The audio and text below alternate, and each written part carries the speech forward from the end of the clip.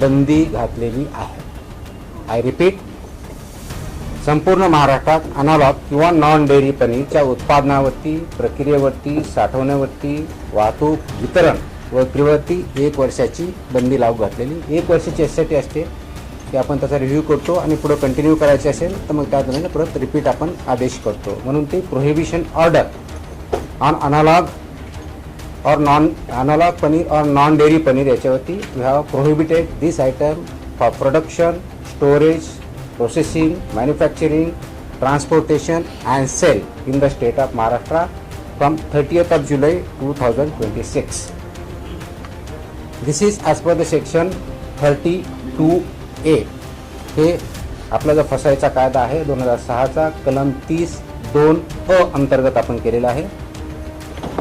आपण ह्या कंक्लुजनला कसं आलो तर त्याचं बेसिकली कारण असं आहे की याच्याबद्दल अनेक कंप्लेंट होत्या, वारंवार याच्यावरती चर्चा झालेली आहे, मीडियाच्या माध्यमातून झालेली आहे, समाज माध्यमावरती झालेली आहे, सभागृहात झालेली आहे, लोकप्रतिनिधीमार्फत याच्यावर चर्चा झालेली आहे. आणि त्या अनुषंगिक आपण गेल्या वर्षभरामध्ये म्हणजे 2025-26 या वर्षामध्ये काही सॅम्पल्स घेतले होते मार्केटमधून.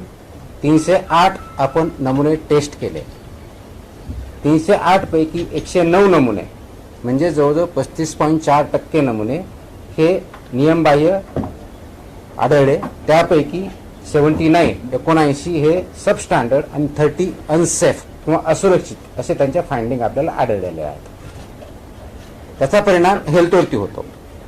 म्हणजे जवळजवळ 35% सॅम्पल्समध्ये अनसेफ किंवा सबस्टँडर्ड अशा प्रकारच्या फाइंडिंग हे जे अनालॉग पनीर आहे त्याच्यामधून आपल्याला आढळलेले आहेत आणि त्याचा परिणाम लोकांच्या हेल्थवरती होतो.